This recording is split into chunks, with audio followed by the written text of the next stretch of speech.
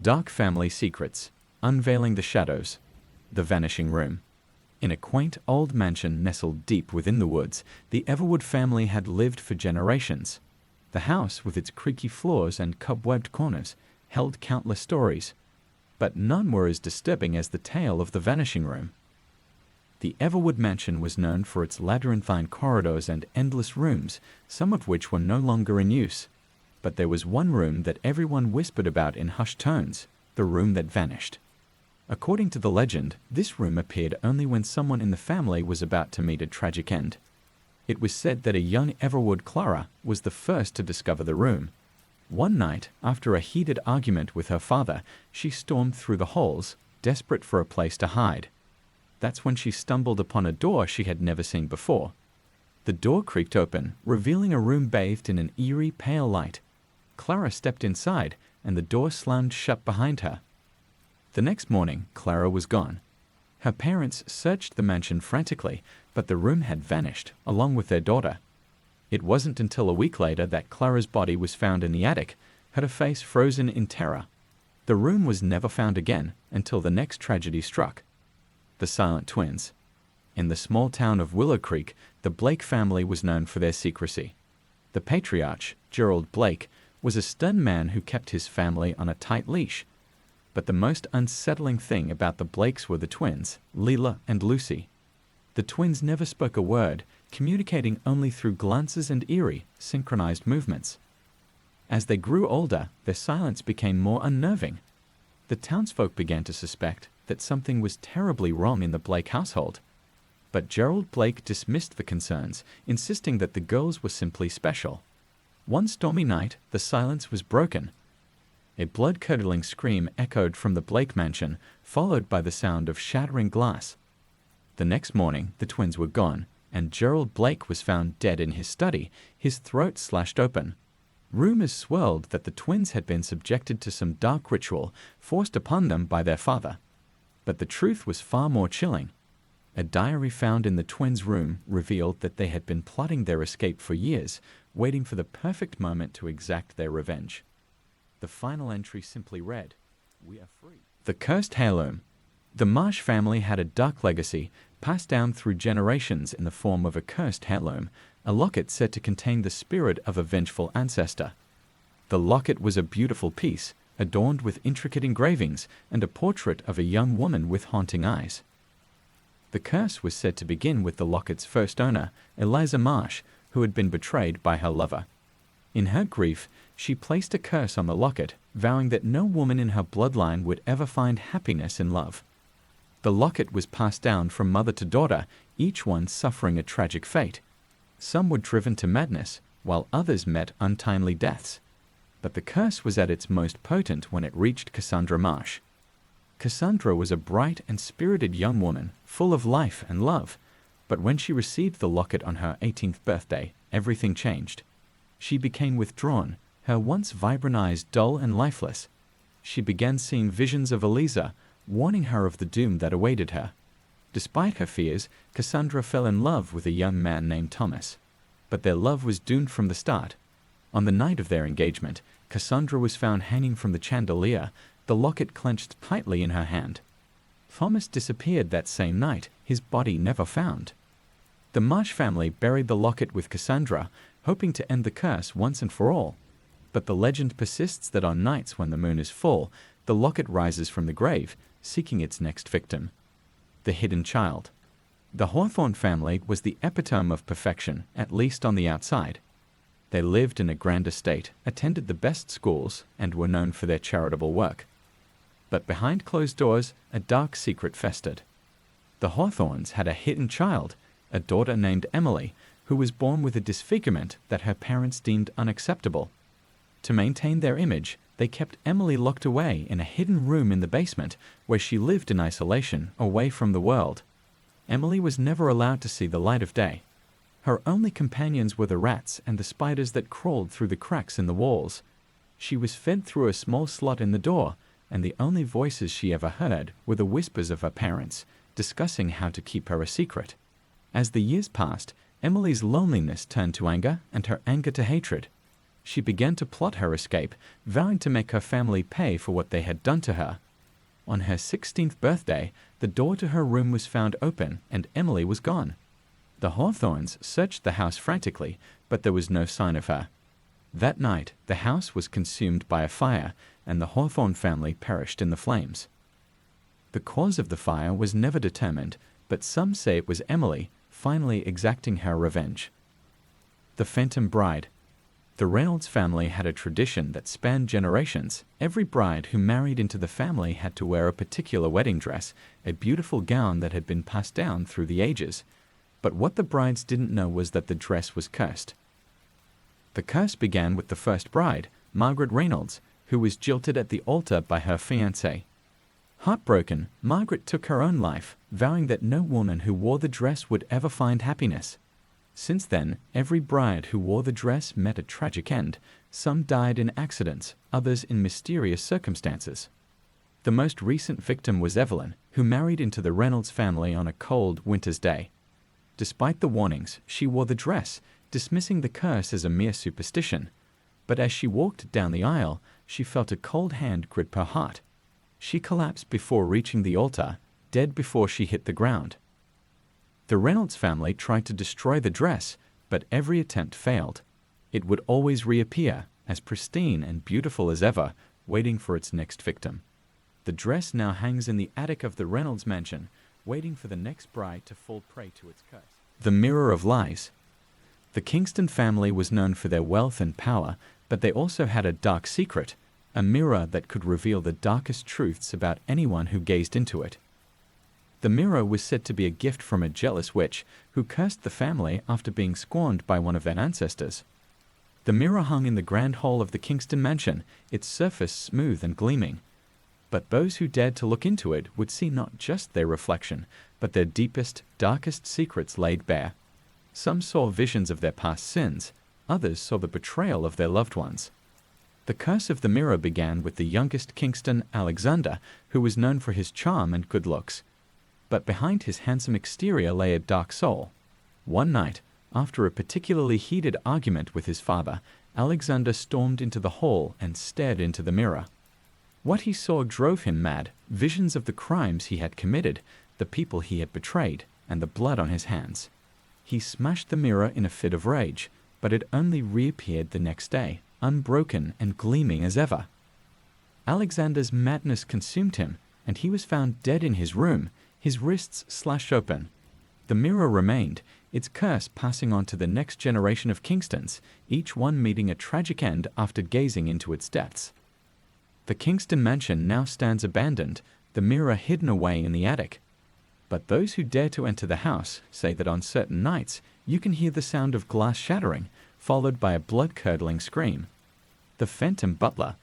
Blackwood Manor was a grand estate passed down through the generations of the Blackwood family. But beneath its grandeur lay a chilling secret, a phantom butler bound to serve the family in death as he had in life.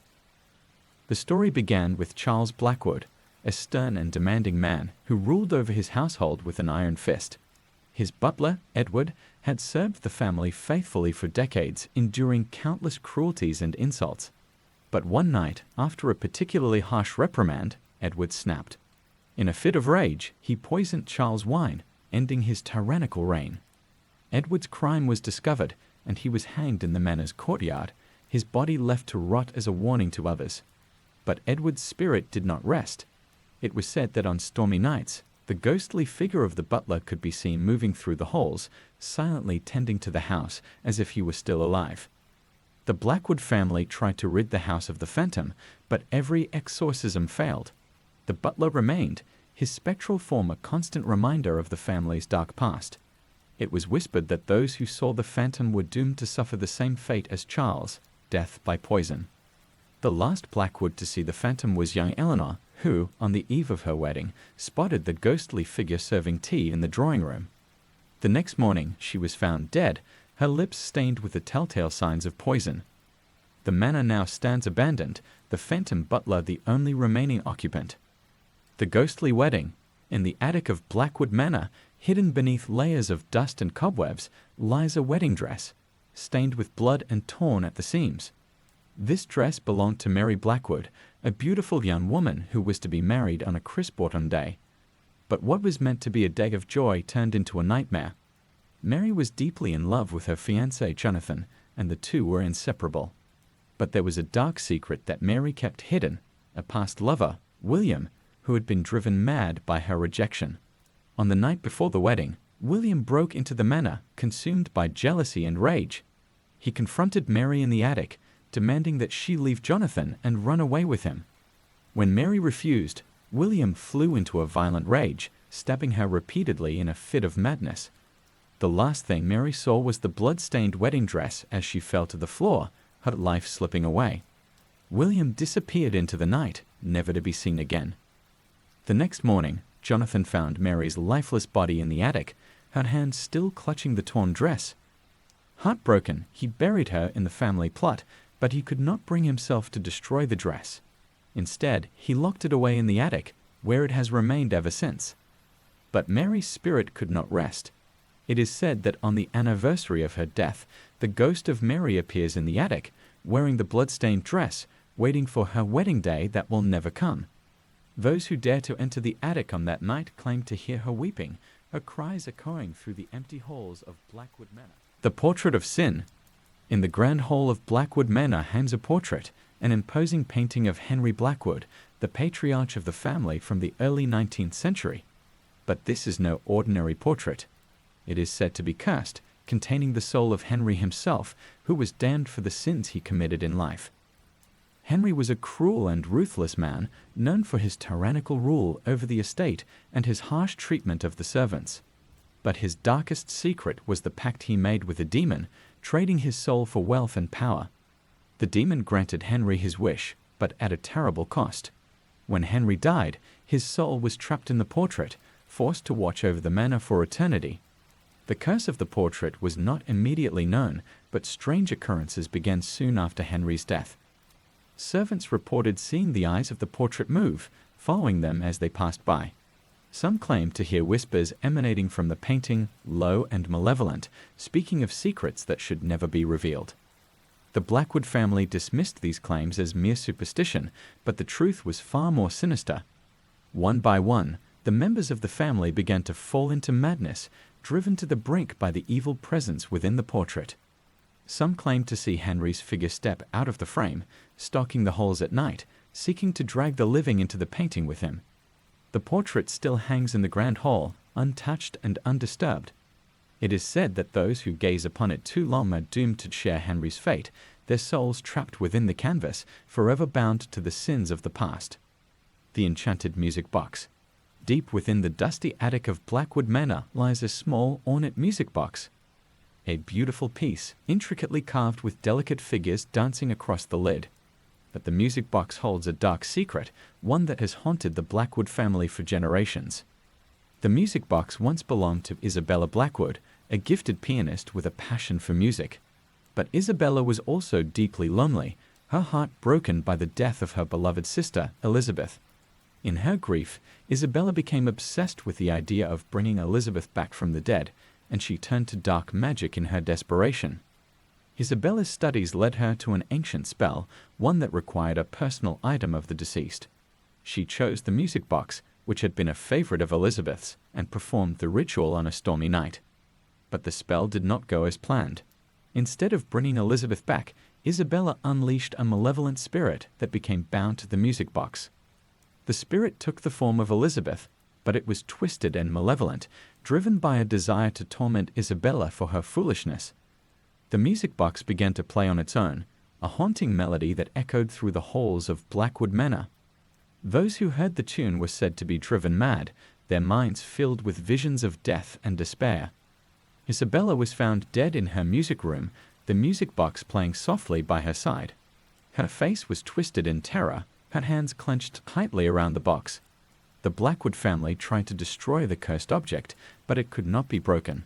Instead, they locked it away in the attic, hoping to forget the dark secret it held.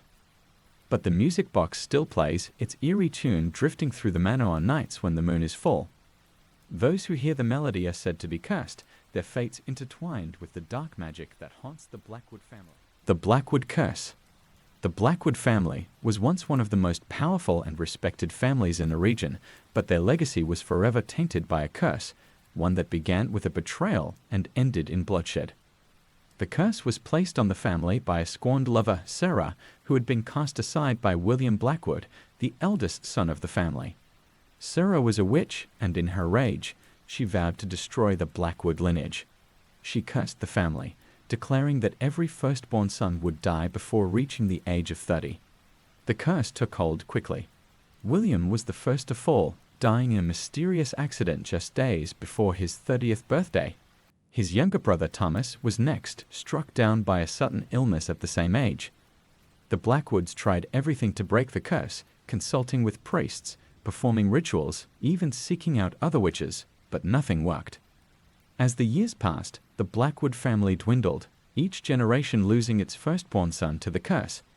The surviving members lived in fear, knowing that their time would come. The manor became a place of despair, its halls filled with the echoes of lost lives and broken dreams.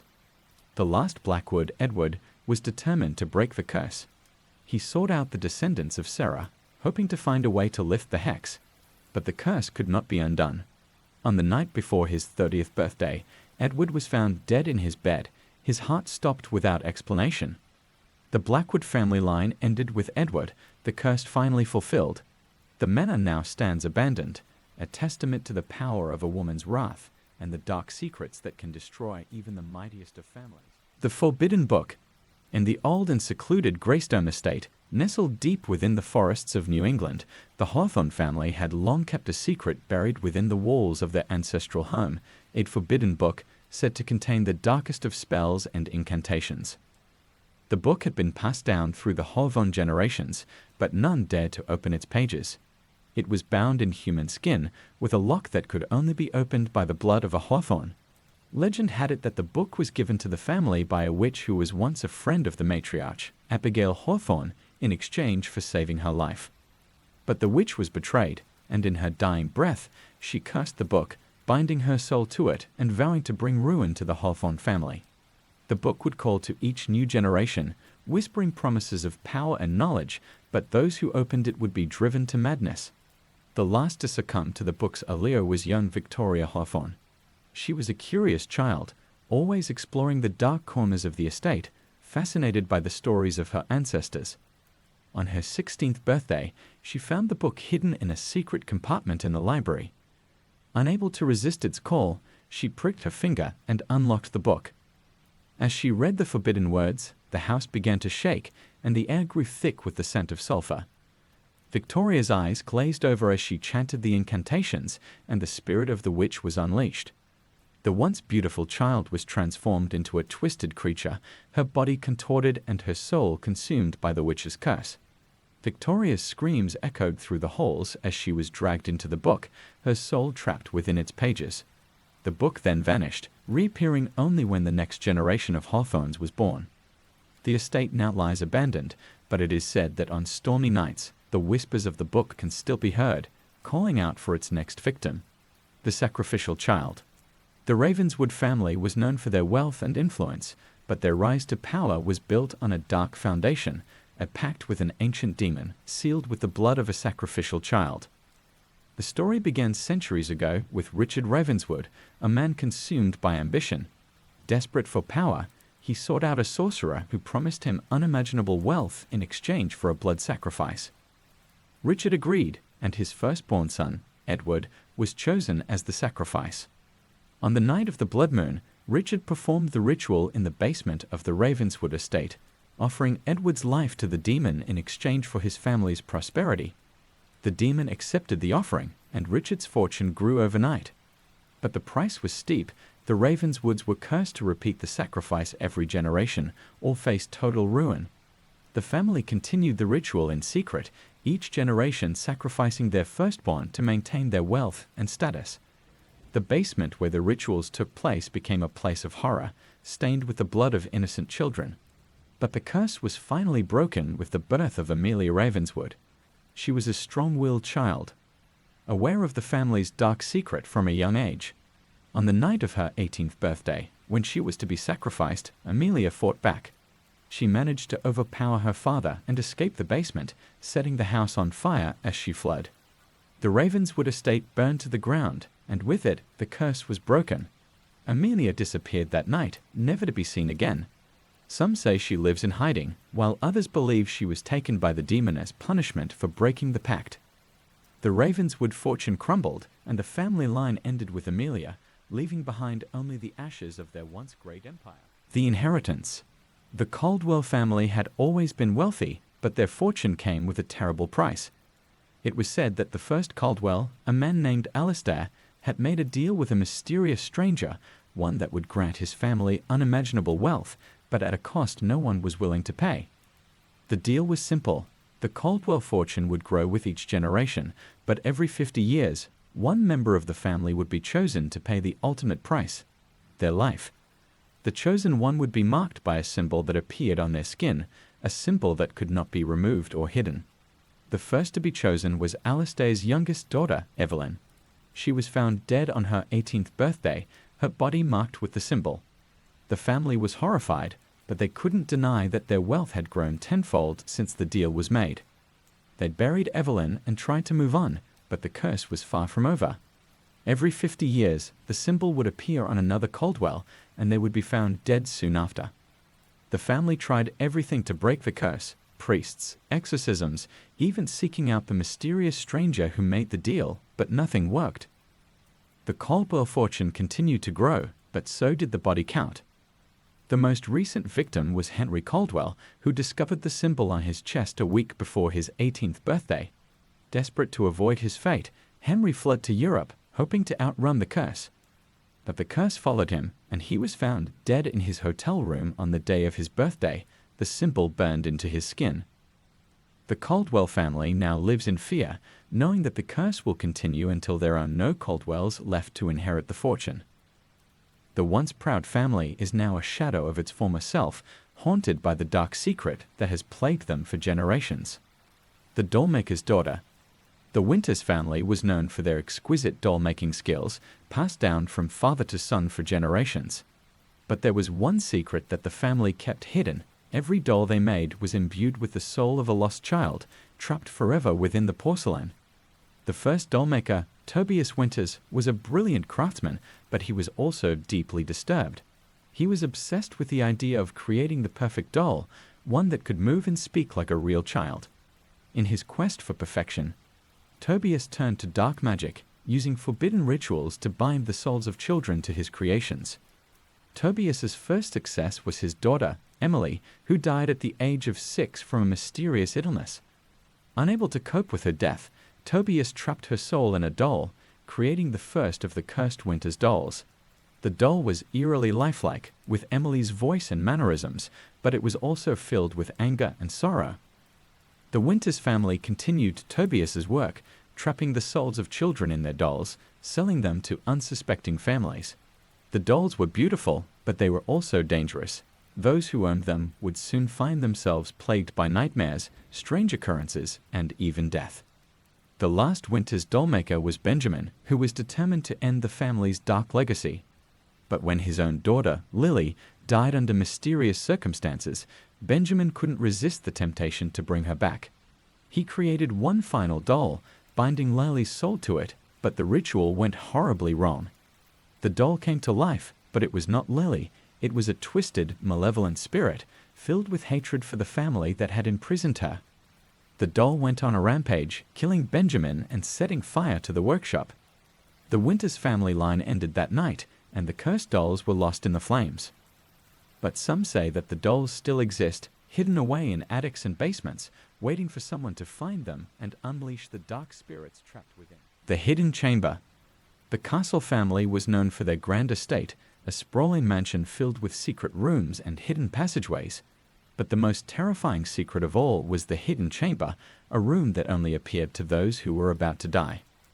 The chamber was first discovered by Jonathan Castle, the patriarch of the family, who was obsessed with the idea of immortality.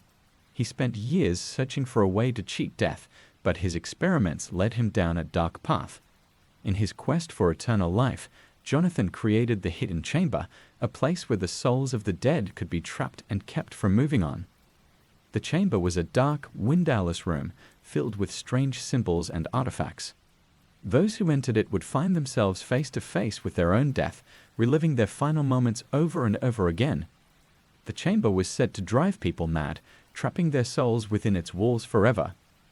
The Castle family tried to keep the chamber a secret, but it soon became known as the place where the family's darkest secrets were revealed. Each generation, a member of the family would be drawn to the chamber, and those who entered would never return. The last to enter the chamber was Emily Castle, who had always been fascinated by the mansion's hidden rooms. On the night of her 21st birthday, she found the door to the chamber and entered, unaware of the horrors that awaited her.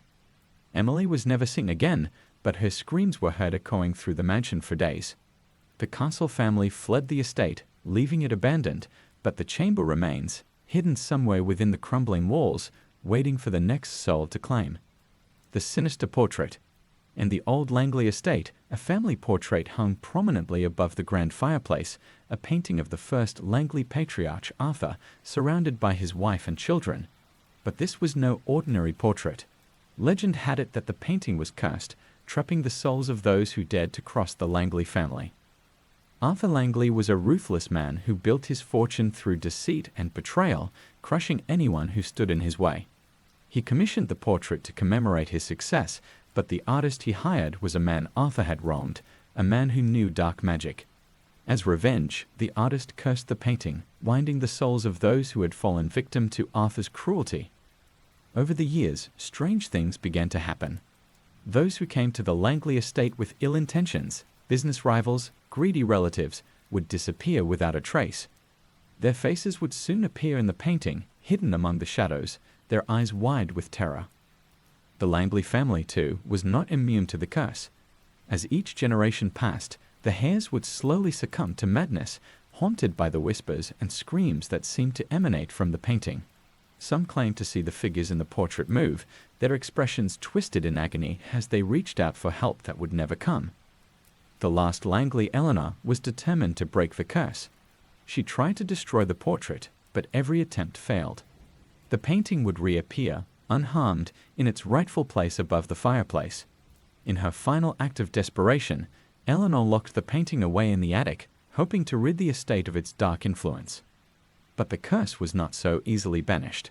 On the night of Eleanor's 30th birthday, she was found hanging in the attic, her face frozen in terror. The painting was back in its place, and Eleanor's face had joined the others, her eyes filled with the same fear that had plagued her ancestors.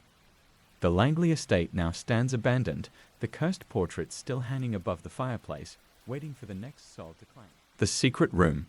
The Sinclair family was known for their wealth and their grand mansion, with its many rooms and secret passageways. But there was one room that no one ever spoke of, the secret room, hidden deep within the mansion, where the family's darkest secrets were kept. The secret room was first created by Jonathan Sinclair, a man with a penchant for collecting rare and unusual artifacts. But Jonathan's interests soon turned dark, and he began to amass a collection of cursed objects, each one with a horrifying story behind it. The room became a place of fear and dread, and the family took great pains to keep its existence hidden. But the cursed objects had a way of making themselves known, and soon the Sinclair family began to suffer.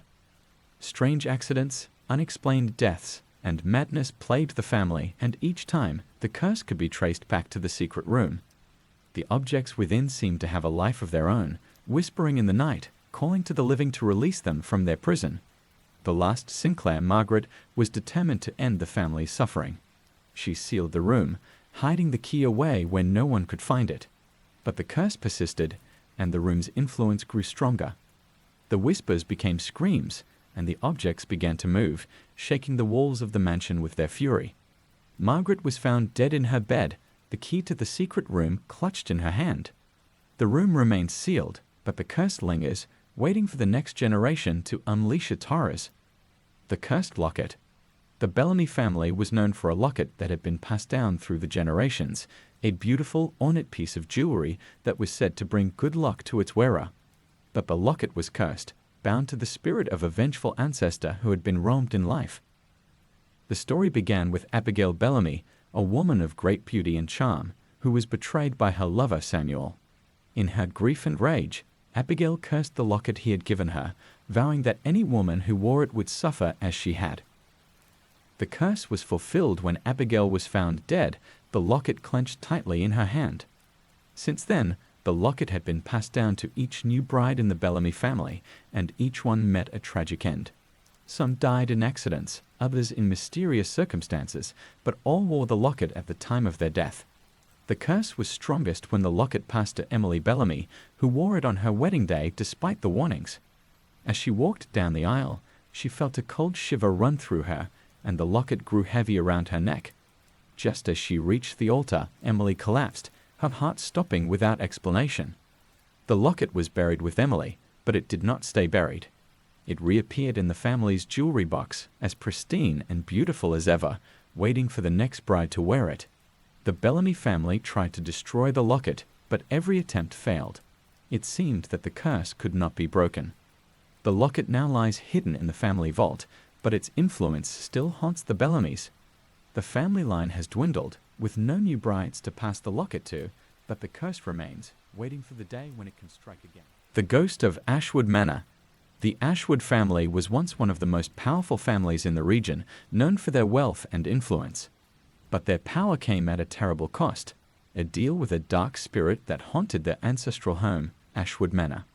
The spirit was said to be the ghost of a woman wronged by the first Ashwood, William, who had cheated her out of her land and wealth. In her dying breath, she cursed the Ashwood family, vowing to haunt them for all eternity. Her ghost, a shadowy figure with burning eyes, appeared in the manor on the night of William's death, and she has been there ever since. The Ashwood family tried to rid the manor of the ghost, but every attempt failed. The spirit was too powerful, bound to the family by the curse. She appeared in the darkest corners of the house, her presence bringing fear and despair to all who saw her. The ghost was most active on the night of her death in the family. She would appear at the foot of the bed, her eyes glowing with malice, as she claimed the soul of the dying. Some said that she dragged her victims to the underworld, while others believed that she consumed their souls, feeding on their fear. The last Ashwood, Caroline, was determined to break the curse. She spent years researching the family's history, looking for a way to appease the spirit. But the ghost was relentless, and on the night of Caroline's 40th birthday, she appeared once more. Caroline was found dead the next morning, her face frozen in terror, the mark of the ghost burned into her skin. The Ashwood family line ended with her, and the manor was abandoned, left to the ghost who had claimed it as her own. Ashwood Manor now stands as a ruin, a place of darkness and despair, where the ghost still roams, waiting for the day when a new Ashwood will come to claim their inheritance and their doom. The Family of Shadows. The Holloway family was known for their strange and secretive ways, but none knew the truth behind their reclusive nature. They were haunted by shadows, dark entities that followed them wherever they went. The curse began with Benjamin Holloway, a man who delved too deeply into the occult, seeking power and knowledge that was never meant for mortals. In his quest, Benjamin summoned a dark force, a shadowy entity that bound itself to him and his descendants. The shadows were invisible to all but the Holloways, who could see them lurking in the corners of every room, following them in the darkness. The shadows whispered terrible things, filling the Holloways with fear and dread, driving many to madness. The curse affected every member of the family, from the youngest child to the eldest patriarch. The shadows would appear at night, creeping closer and closer, until they were right beside their victims, feeding on their fear. The Holloways tried to escape the curse, moving from place to place, but the shadows followed. No matter where they went, the darkness was always there, waiting for them. Some family members tried to end their own lives, hoping to escape the torment, but the shadows were relentless, dragging their souls into the darkness. The last Holloway, Samuel, was the only one who managed to escape by making a terrible bargain. Samuel offered his own soul to the shadows in exchange for freedom for his descendants. The shadows accepted, and Samuel was consumed by the darkness, his soul lost forever. The Holloway family was freed from the curse, but Samuel's sacrifice left a dark stain on the family's history. The Holloways now live in fear, knowing that the shadows could return at any time, seeking new souls to claim. The Cursed Mirror. The Locket family was known for their beauty, each generation more attractive than the last. Their secret? a cursed mirror that hung in the grand hall of their ancestral mansion. But the mirror's gift came at a steep price. Its curse would slowly drive its owners to madness. The mirror was said to have been created by a jealous witch who had been scorned by a Locket ancestor, Sophia, known for her beauty and vanity. The witch cursed the mirror so that anyone who looked into it would see themselves as more beautiful than they truly were, feeding their vanity and obsession. But over time, the mirror would begin to show darker images, visions of decay, death, and horrifying reflections of the soul. The first to fall victim to the mirror was Sophia herself. She became obsessed with her reflection, spending hours gazing into the glass, unaware that it was slowly warping her mind. She began to see disturbing images, her skin rotting away, her eyes hollow, and her smile twisted into a sinister grin. But she couldn't tear herself away from the mirror, and eventually she went mad, taking her own life in front of it. The mirror passed down through the generations, each Locket becoming more vain and obsessed than the last. Some tried to cover the mirror, others tried to destroy it, but every attempt failed. The mirror always found its way back to its place in the grand hall, its curse continuing to claim lives. The last Locket, Eliza, knew the mirror's history but believed she could resist its lure. She covered it with a cloth and avoided the grand hall as much as possible. But on the night of her 25th birthday, she was drawn to it, unable to resist the pull. She uncovered the mirror and saw herself as the most beautiful woman in the world. But as she continued to gaze, her reflection began to change. Her beauty twisted into something monstrous, her features distorted beyond recognition. Eliza screamed as the mirror shattered, but it was too late. She was found the next morning, dead in front of the broken glass, her face frozen in a look of pure terror. The mirror's shards were gathered and hidden away, but some say that the curse still lingers, waiting for someone to piece the mirror back together and unleash its dark power once again. The Whispering Walls. The Whitmore family's estate was a sprawling ancient mansion known as Ravenswood Hall, filled with hidden rooms and secret passageways. But the most terrifying aspect of the house was its whispering walls, walls that seemed to speak, revealing the darkest secrets of those who lived there. The whispers began with the construction of the house, built by Edgar Whitmore, a man with a deep interest in the occult. Edgar was rumored to have made a pact with dark forces, and he instructed the builders to embed certain symbols and charms within the walls of Ravenswood Hall. These symbols were meant to protect the family, but they had the opposite effect. As the years passed, the whispers began. At first, they were faint, barely audible murmurs that could be dismissed as the creaking of an old house. But over time, the whispers grew louder, and the words became clearer.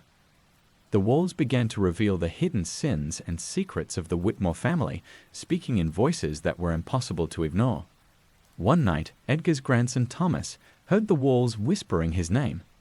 As he listened, the voices revealed his darkest secret, his involvement in a murder that had been covered up. Terrified, Thomas tried to silence the voices, but they only grew louder, echoing through the empty halls of the mansion. Unable to bear the guilt and the constant torment, Thomas took his own life, but the whispers continued. The walls revealed the secrets of every Whitmore who lived in the house: adultery, theft, betrayal, and even murder. No secret was safe, and the whispers drove many to madness or suicide. The family tried to flee the estate, but the whispers followed them, echoing in their minds even when they were far from Ravenswood Hall. The last Whitmore, Margaret, was determined to uncover the source of the whispers and put an end to the curse. She searched the house from top to bottom, eventually discovering a hidden room filled with occult symbols and ancient books. The walls of the room were covered in writing, a language she couldn't understand, but the whispers were louder than ever. Margaret tried to destroy the symbols, but as she did, the walls began to close in on her. Margaret was never seen again, and the mansion was left abandoned. Ravenswood Hall now stands as a silent, decaying ruin, but those brave enough to enter claim that the whispers still echo through the halls, waiting to reveal the darkest secrets of those who dare to listen. The Bloodline Curse. The Montgomery family was known for their long lineage, with each generation carrying on the family name with pride. But there was a dark curse that plagued the Montgomery bloodline, a curse that ensured that every male heir would die a violent death before the age of 30. The curse began with Samuel Montgomery, a man who had made many enemies in his time. Samuel was a ruthless businessman known for his greed and cruelty.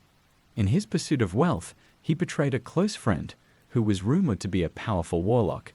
As revenge, the warlock placed a curse on Samuel's bloodline, vowing that no male Montgomery would live to see their 30th birthday. The first victim was Samuel's own son, Henry, who died in a mysterious accident just days before his 30th birthday. The pattern continued with each generation. Every male Montgomery met a tragic end, often under bizarre or violent circumstances, just as they were about to reach the cursed age. The family tried to break the curse, seeking help from priests, occultists, and even other warlocks, but nothing worked. The curse was unbreakable, and the Montgomery men lived in constant fear of their impending doom. The last male Montgomery, James, was determined to end the curse once and for all. As his 30th birthday approached, he took every precaution. He moved to a remote location, cut off all contact with the outside world, and surrounded himself with protective charms and symbols. But on the night of his birthday, a storm struck, and lightning set his house on fire.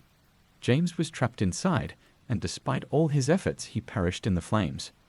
With James's death, the Montgomery bloodline came to an end. The curse had claimed its final victim, leaving behind a legacy of fear and tragedy. The Montgomery estate, once a symbol of the family's wealth and power, now stands as a haunted relic, a reminder of the dark curse that destroyed an entire lineage. The Haunted Dollhouse. The Harrington family was known for their wealth and their collection of rare antiques, but their most prized possession was a dollhouse, an intricately crafted replica of their own mansion, complete with tiny, lifelike dolls that represented each member of the family. But the dollhouse was cursed, and it held a dark power over the Harringtons. The dollhouse was a gift from a mysterious stranger who visited the family one winter's night. The stranger claimed that the dollhouse was a perfect replica, down to the smallest detail, and that it would bring good fortune to the family. But the dollhouse was far more than a simple toy. It was a conduit for dark magic, and it soon began to control the lives of the Harringtons. At first, the changes were subtle. The dolls in the dollhouse would move on their own, rearranging themselves into different positions. But soon, the family began to notice that whatever happened in the dollhouse would happen in real life. If a doll was moved to a different room, the corresponding family member would find themselves inexplicably drawn to that room. If a doll was injured or broken, the family member would suffer the same fate. The family became obsessed with the dollhouse, spending hours arranging and rearranging the dolls, trying to control their own fates. But the dollhouse had a mind of its own, and it soon became clear that it was the one in control. The first to fall victim to the dollhouse was young Emily Harrington, who was found dead in her bed after her doll was mysteriously broken in half. Her parents were devastated, but they couldn't bring themselves to destroy the dollhouse, believing that it was somehow connected to their daughter's spirit. But the deaths continued. One by one, the Harringtons met their end, each one predicted by the movement or destruction of their corresponding doll. The family tried to destroy the dollhouse, but every attempt failed. It was indestructible, its dark power growing stronger with each life it claimed. The last Harrington, Elizabeth, knew that the only way to break the curse was to remove the dolls from the house. She gathered the dolls and buried them far from the mansion, hoping to sever their connection to the real world. But the dollhouse would not be denied. On the night of her death, the dolls reappeared in the dollhouse, perfectly arranged, with a new doll in the image of Elizabeth. Elizabeth was found dead the next morning, her face frozen in terror. The dollhouse remains in the Harrington mansion, untouched and undisturbed, waiting for the day when a new family will take residence, and the curse will begin anew. The Black Veil. The Bennet family was known for their elaborate funerals, each one a grand affair with all the pomp and ceremony one could imagine. But the funerals were not just a tradition, they were a necessity, for the Bennet family was haunted by a black veil, a spectral shroud that appeared at the death of every family member. The veil was said to have been woven by the first Bennet matriarch, Eleanor, who had been wronged by her husband, Edward. In her grief and rage, Eleanor created the veil, infusing it with her pain and sorrow. As she lay on her deathbed, she cursed her husband, vowing that the veil would be the last thing he saw before he died. Edward was found dead the next morning, the black veil draped over his face. From that day forward, the veil would appear at the death of every Bennet, wrapping itself around the body and drawing the soul into the afterlife. The veil was said to be a harbinger of death, and those who saw it knew that their time was near. The veil could not be touched or moved, and no one knew where it came from or where it went after the funeral. It would appear on the day of the death and disappear just as mysteriously after the burial. The Bennett family lived in fear of the veil, knowing that it would come for them eventually. The last Bennett, Charles, was determined to break the curse. He spent years researching his family's history, trying to find a way to destroy the veil. But the more he learned, the more he realized that the veil was not just a symbol of death. It was a part of the family, bound to their souls by the curse of Eleanor. On the night of his death, Charles saw the veil appear in his room. He tried to escape, but the veil followed him, wrapping itself around his body. Charles was found dead the next morning, the veil draped over his face, just as it had been for every Bennett before him. The Bennett family is no more, but the veil remains, waiting for the next soul to claim. The family estate is abandoned, but those who pass by at night claim to see the veil drifting through the halls, searching for its next victim. The Drowning Pool. The Thornhill family estate, an imposing structure surrounded by dense woods, held a dark secret, a pool hidden deep within the grounds, known only as the Drowning Pool. The pool was said to be cursed, drawing the Thornhill family to their watery graves, one by one. The curse began with Abigail Thornhill, a young woman who was wronged by her lover Thomas. In her despair, Abigail walked into the pool and drowned herself, cursing Thomas and his descendants with her dying breath. The pool became a place of sorrow, its still waters hiding a dark presence that called out to the Thornhills, beckoning them to join Abigail in death. The first victim was Thomas himself, who was found floating in the pool just days after Abigail's death. Since then, every generation of Thornhills has lost a family member to the Drowning Pool. The curse was insidious, manifesting in dreams and visions that lured the victim to the water's edge, where they would lose control and step into the depths. The pool was small and seemingly harmless, but its waters were said to be bottomless, leading to a dark, otherworldly realm where Abigail's spirit waited, filled with rage and sorrow. The Thornhill family tried to drain the pool, fill it in, and even exorcise it, but nothing worked. The water always returned, as dark and still as before, and the curse continued. The last Thornhill, Henry, was determined to end the curse. He built a wall around the pool, locking it away from the rest of the estate. But on the night of his 40th birthday, Henry awoke to find himself standing at the water's edge, the wall broken as if it had never been there. Before he could stop himself, Henry stepped into the pool, and the water closed over his head. Henry was never found, and the Thornhill estate now lies abandoned, the Drowning Pool hidden deep within the overgrown grounds. The curse remains, and it is said that those who come too close can still hear the faint whispers of Abigail calling out from the depths, waiting for the next soul to climb. The Cursed Ring. The Carver family had long been known for their wealth and power, but their success came with a deadly price, a cursed ring said to bring death to anyone who wore it. The ring, a simple band of gold with a single blood-red ruby, was passed down through generations, each new owner meeting a tragic end. The ring's curse began with Jonathan Carver, a man consumed by greed and ambition. Jonathan acquired the ring from a mysterious stranger who warned him of its power, but Jonathan dismissed the warning, seeing only the ring's beauty and the wealth it symbolized. But the ring was cursed, its ruby containing the essence of a vengeful spirit, bound to bring ruin to the Carver family. Jonathan was the first to fall victim to the curse.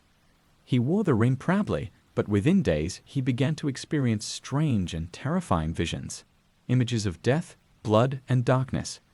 The visions drove him to madness, and he was found dead in his study, the ring still on his finger, his face twisted in horror. The ring passed to Jonathan's son, Edward, who met a similar fate. Despite knowing the ring's history, Edward couldn't resist its allure, believing he could break the curse. But the ring's power was too strong, and Edward was found dead in his bed, the ring clenched in his fist, his body cold and lifeless.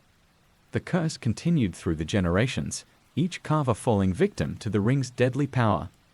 The family tried to rid themselves of the ring, but it always returned, finding its way back into the hands of the next in line. The ring was indestructible, its curse unbreakable, and the Carvers lived in fear, knowing that their time would come. The last Carver, Isabella, was determined to destroy the ring once and for all. She took it to the highest mountains, threw it into the deepest ocean, and even tried to melt it down in a forge, but the ring always reappeared, as pristine and malevolent as ever.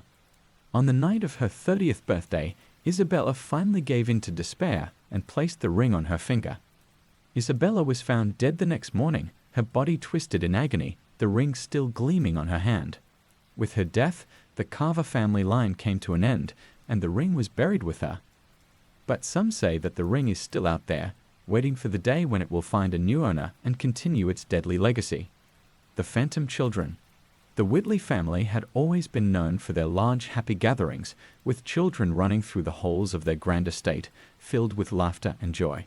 But beneath the surface, a dark secret haunted the family, the spirits of phantom children, doomed to roam the halls for eternity. The curse began with Matilda Whitley, a woman who had suffered greatly in life. After losing all her children to illness, Matilda fell into despair and turned to dark magic in a desperate attempt to bring them back. She performed a ritual, calling upon ancient spirits to restore her children to life. But the ritual went horribly wrong, and instead of reviving her children, Matilda unleashed a curse upon her family. The spirits of the children returned, but they were not the same. They were twisted, shadowy figures, their laughter replaced with eerie, hollow echoes, and their playfulness turned into something sinister. The phantom children were bound to the estate, forever trapped between the worlds of the living and the dead, unable to move on. The Whitley family was plagued by the spirits, who would appear at night, their ghostly forms visible only in the dim light of the moon. The children would play in the halls, but their games were dark and terrifying, often leading the living children of the family into dangerous situations.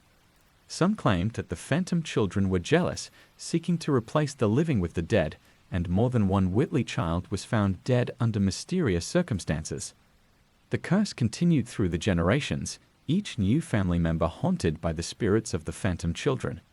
The Whitleys tried to exorcise the spirits, but every attempt failed, and the children remained, their presence a constant reminder of the family's dark past. The last Whitley, Margaret, knew that the only way to end the curse was to confront the spirits head-on. She gathered the family's remaining children and led them to the room where the curse had begun. There, she performed a final ritual, one meant to break the bond between the living and the dead. But the spirits of the phantom children were too strong. The ritual backfired, and instead of freeing the spirits, Margaret found herself trapped with them, her soul joining theirs in the endless game of darkness. The Whitley estate was abandoned, and the phantom children now roamed the empty halls, waiting for someone to join them in their eternal play. The Devil's Pact. The Hargrove family had always been known for their immense wealth and power, but few knew the dark secret behind their success, a pact with the devil himself, made by the first Hargrove patriarch, William. William Hargrove was a man of great ambition, but his thirst for power led him down a dark path. Desperate to secure his family's fortune, William made a deal with the devil, offering his soul in exchange for wealth and influence that would last for generations.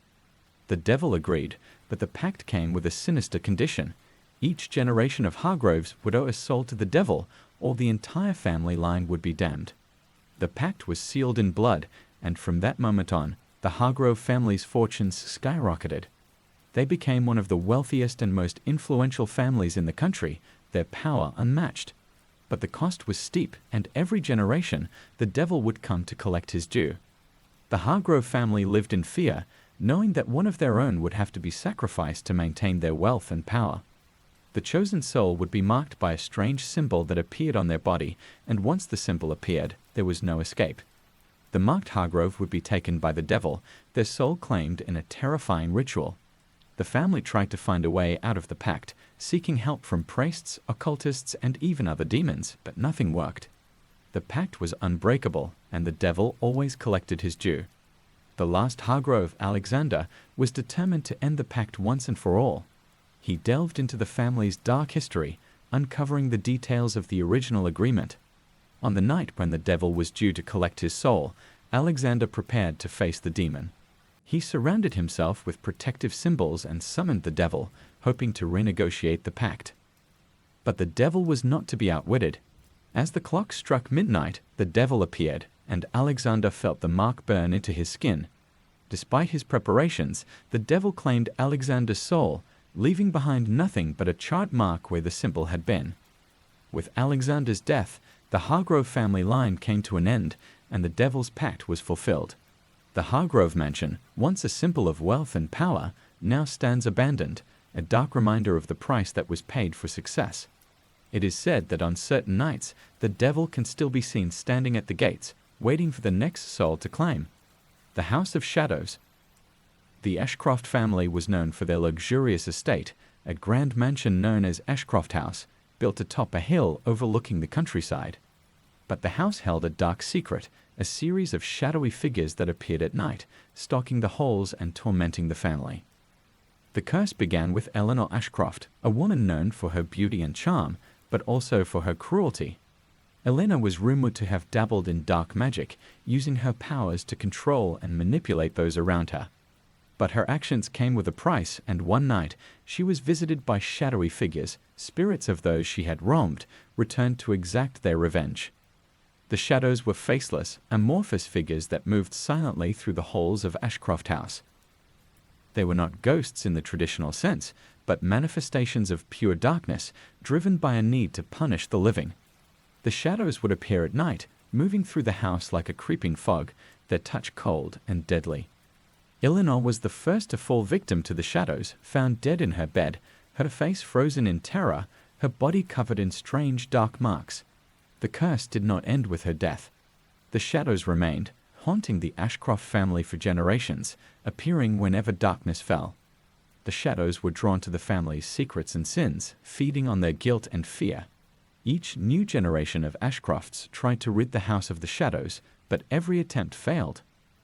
The shadows could not be exorcised or banished, and they only grew stronger over time, their presence becoming more malevolent and oppressive. The last Ashcroft, Victor, was a man who prided himself on his rationality and disbelief in the supernatural. He dismissed the stories of the shadows as mere superstition, refusing to believe that his family was cursed. But on the night of a new moon, the shadows came for him. Victor was found dead in the library, his body twisted in an unnatural position, the marks of the shadows burned into his skin. The house was left abandoned, the shadows free to roam its empty halls, waiting for the day when a new family would move in and the curse would begin again.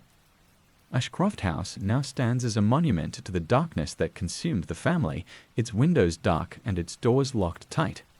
But those who pass by at night claim to see shadowy figures moving within, and the air around the house is said to be cold as death itself.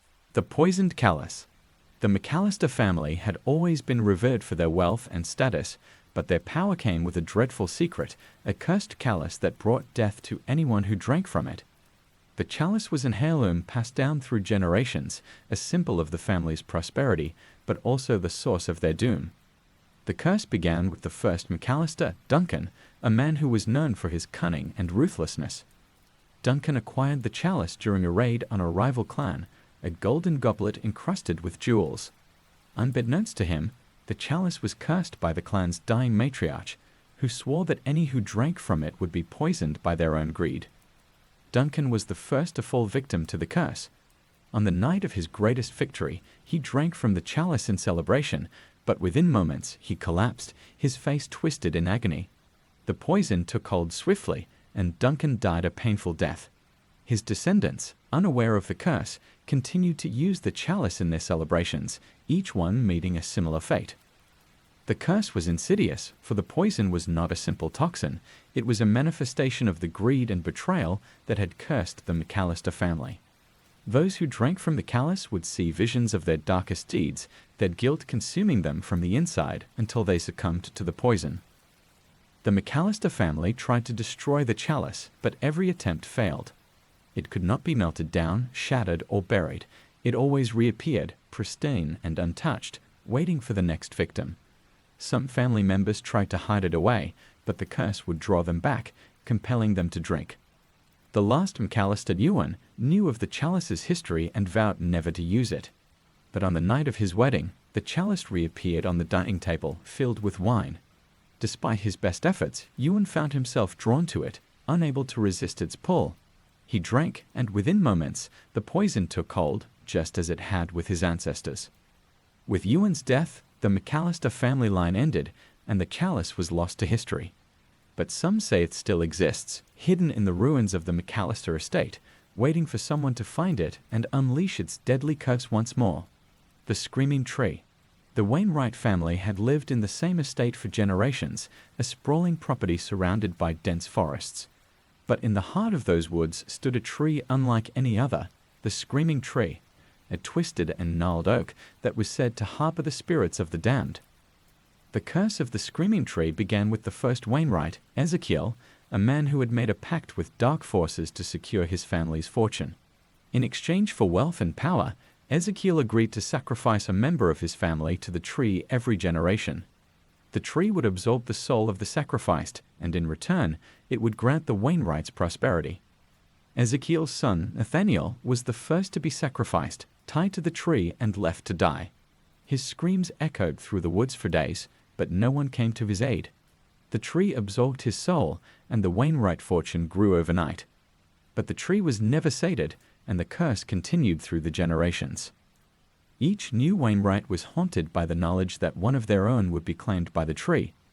The tree's roots grew deeper, its branches thicker, and its bark twisted into the shapes of screaming faces, those of the sacrificed family members.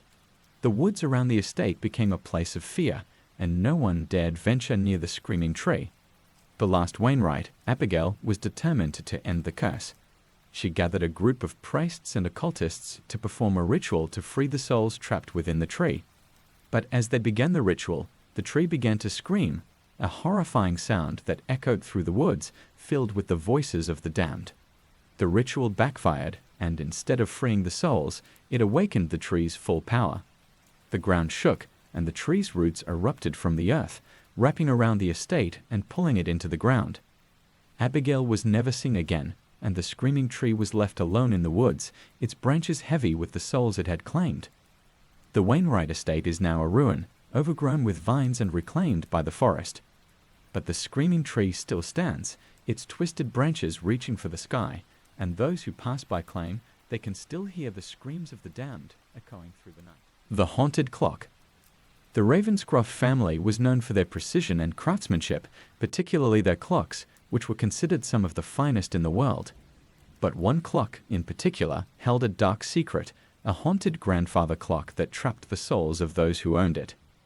The clock was crafted by the first Ravenscroft, Alistair, a master clockmaker who poured his soul into his work, literally.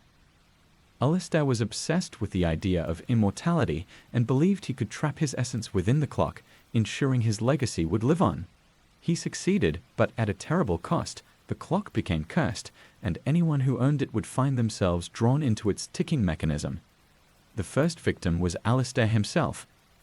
After completing the clock, he found that he could not leave it.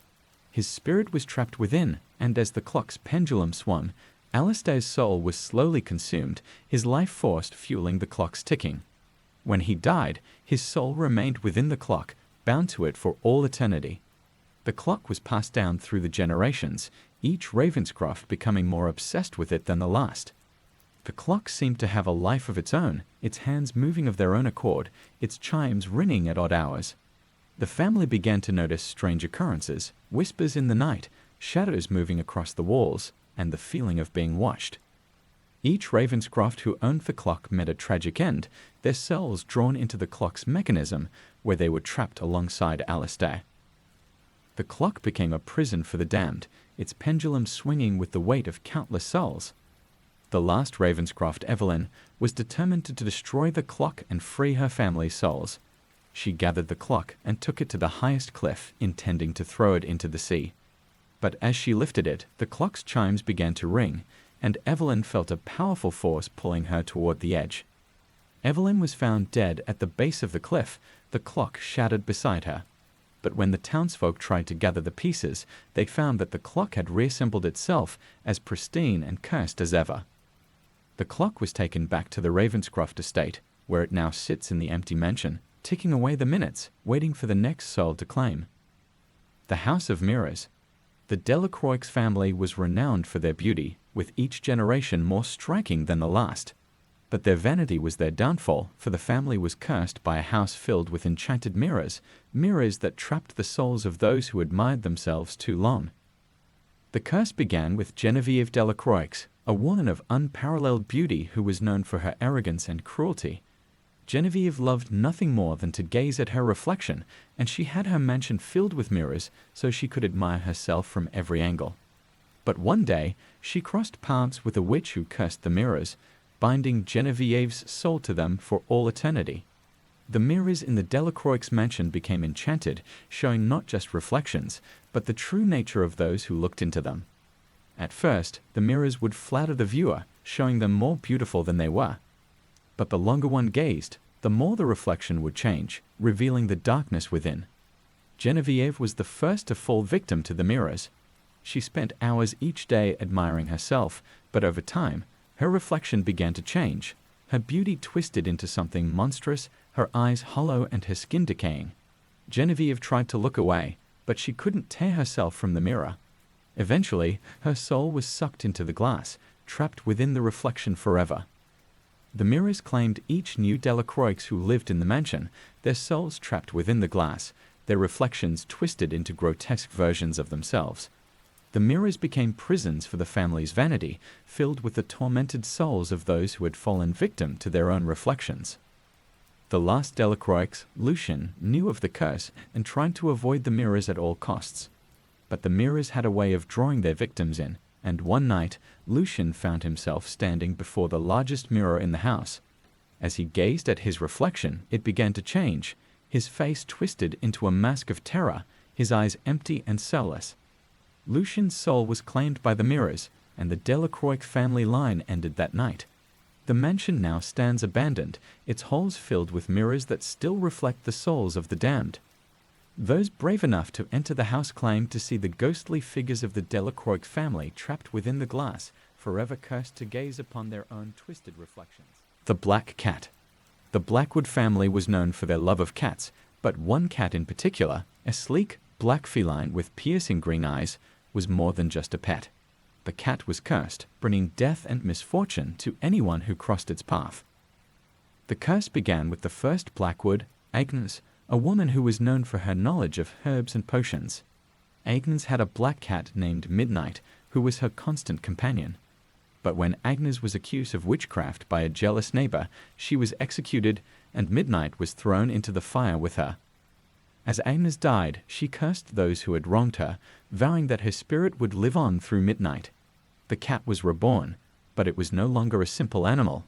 It became a vessel for Agnes's vengeful spirit, cursed to bring death and misfortune to anyone who crossed its path. The Blackwood family tried to get rid of Midnight, but the cat always returned, its green eyes glowing with an unnatural light. The cat would appear at the scene of every tragedy that befell the family, its presence a harbinger of doom. Those who saw the cat would soon meet a terrible fate. Some died in accidents, others were struck by sudden illness, but all met their end shortly after encountering Midnight. The Blackwood family lived in fear of the cat, knowing that it was more than just a pet. They tried to lock it away, but Midnight always found a way out, reappearing at the most inopportune moments. The cat was indestructible, and its curse unbreakable. The last Blackwood, Margaret, tried to make peace with Midnight, believing that the cat's curse could be lifted if she treated it with kindness. But on the night of a full moon, Margaret found Midnight sitting at the foot of her bed, its eyes glowing with an eerie light. The cat jumped onto her chest, and Margaret felt a cold chill run through her body. She was found dead the next morning, her face pale and lifeless, with Midnight nowhere to be found. The Blackwood mansion is now abandoned, and Midnight is said to roam the grounds, its green eyes glowing in the darkness. Those who visit the estate claim to hear the faint sound of a cat's meow, and some have even seen a shadowy figure moving through the halls. The curse of Midnight remains, a reminder that some spirits never rest, and that vengeance can live on long after death. The Tormented Bride. The Whitfield family was known for their grandeur, hosting lavish weddings that were the talk of the town. But within the family's storied history lay a tragic tale of betrayal and loss, a tale that gave rise to the curse of the Tormented Bride, a ghostly figure that haunted every wedding held at the Whitfield estate. The curse began with Elizabeth Whitfield, a beautiful young woman who was set to marry the love of her life, Charles. But on the eve of their wedding, Elizabeth discovered that Charles had been unfaithful, having an affair with her best friend. Heartbroken and humiliated, Elizabeth fled to the family chapel, where she took her own life, hanging herself from the rafters in her wedding gown. Elizabeth's death cast a dark shadow over the Whitfield family, and the chapel was sealed off, left to decay. But Elizabeth's spirit did not rest. On the night of every Whitfield wedding, the ghostly figure of Elizabeth would appear, dressed in her tattered wedding gown, her eyes filled with sorrow and rage. She would move silently through the halls, her presence causing candles to flicker and the air to grow cold. The curse soon became known as the legend of the tormented bride. It was said that any bride who saw Elizabeth's ghost would be doomed to suffer the same fate: betrayal, heartbreak, and ultimately, death. The Whitfield family tried to lift the curse, bringing in priests and mediums, but nothing could rid them of Elizabeth's vengeful spirit. The last Whitfield wedding was that of Catherine, who was determined to break the curse and bring peace to her ancestor's soul.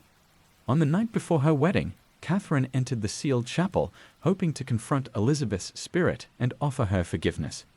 As she stood before the altar, Elizabeth appeared, her ghostly form more sorrowful than ever. Catherine pleaded with Elizabeth, begging her to find peace, but the ghost's rage was too great. Elizabeth's spirit lashed out, and Catherine was found dead the next morning, her face pale and her body cold. The wedding was cancelled, and the Whitfield family line ended with Catherine. The Whitfield estate now stands empty, the chapel sealed once more. But those who pass by on stormy nights claim to see a figure in a wedding gown standing in the window, her eyes filled with sorrow, waiting for the day when she will finally find peace. The Witch's Mark. The Everhart family was a respected name in their town, known for their prosperity and influence. But they also carried a dark legacy. A mark passed down through generations, known as the Witch's Mark. This mark, a small crescent-shaped scar, appeared on the body of every firstborn child and was believed to be a sign of a curse placed on the family centuries ago. The curse began with Lucinda Everhart, a healer and herbalist who lived in the town many generations before. Lucinda was accused of witchcraft by the townsfolk, who feared her knowledge and power. She was tried, found guilty, and burned at the stake. As the flames consumed her, Lucinda cursed the Everhart family, vowing that her spirit would haunt them through the Witch's Mark. The first to bear the mark was Lucinda's own son, who was born with the crescent-shaped scar on his shoulder.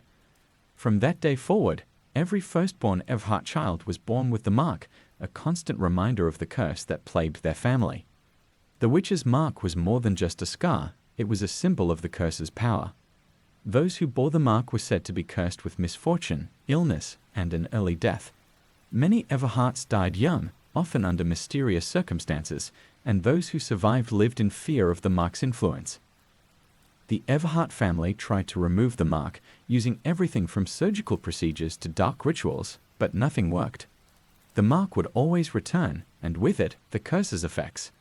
Some family members embraced the mark, believing it to be a sign of their connection to Lucinda's power, but most lived in dread, knowing that the mark was a symbol of their doom. The last Everhart, Emily, was determined to break the curse. She delved into the family's history, uncovering the truth about Lucinda and her death. Emily believed that if she could find Lucinda's final resting place and perform a ritual of atonement, she could lift the curse. Emily's search led her to an old, overgrown cemetery on the outskirts of town, where she found Lucinda's unmarked grave.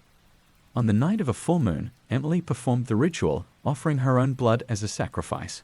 But as she finished the incantation, the witch's mark on her shoulder began to burn, and a cold wind swept through the cemetery.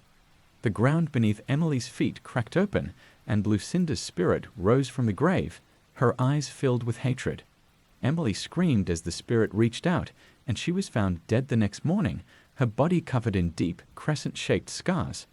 With Emily's death, the Everhart family line came to an end, and the witch's mark was finally erased. But the curse remains a dark legend in the town, a warning to those who would cross the boundaries of life and death, and a reminder that some wounds can never be healed.